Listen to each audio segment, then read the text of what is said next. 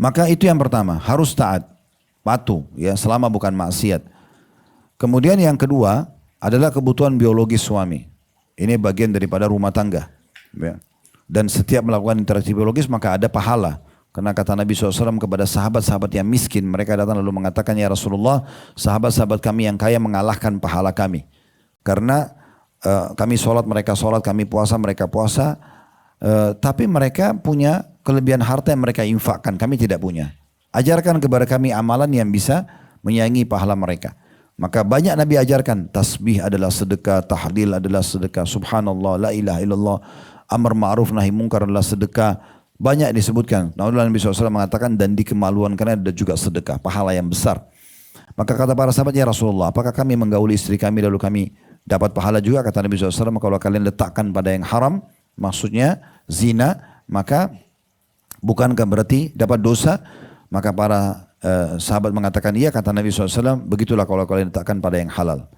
Yang ketiga, harus melakukan semuanya dengan izin. Seperti keluar rumah dengan izin, mau ibadah sunnah, misalnya mau puasa sunnah sementara ada suami, izin ya. Mau mengeluarkan harta dari nafkah, mau bantu keluarga, izin ya. Yang ibu tidak izin itu kalau harta ibu pribadi saja. Harta ibu pribadi silakan ya. Tapi kalau harta dari suami, misalnya dikasih nafkah, nggak boleh ibu sembarangan ngeluarin sana sini. Harus sampaikan ya. Karena nanti jangan sampai di akhir bulan, sebelum akhir bulan sudah habis nafkahnya. Akhirnya suami juga mungkin tidak punya income lagi, jadi masalah baru ya. Oleh karena itu ini harus dengan izin ya. Kata Nabi SAW, istri manapun yang keluar rumah tanpa izin suaminya dilaknat sampai dia kembali. Dilaknat itu berarti diangkat berkah hidupnya ya. Ibu juga kalau lagi marah pun sama suami, jangan tinggalkan ranjangnya ya. Kecuali memang itu berbahaya secara fisik bagi ibu ya. Misalnya dia mabuk, dia bisa bunuh, dia bisa mukul, itu bahkan kita boleh keluar rumah.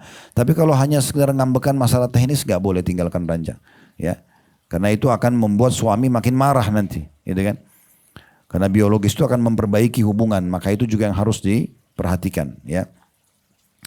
Itu kurang lebih kewajiban ibu, dan yang merupakan hak ibu ada 5.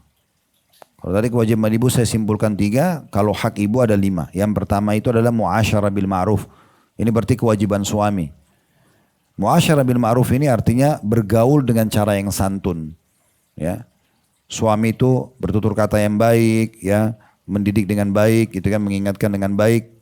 Ya, dan ibu harus paham ini juga ada batasnya. Maksudnya jangan ibu tunggangi, oh kan kewajiban suami harus muasyarah bil ma'ruf, bergaul dengan baik. Udah saya tidak santun aja, toh dia disuruh sama Allah. Gak bisa.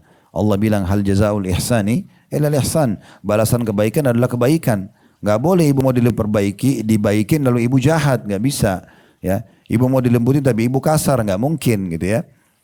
Maka ini yang pertama.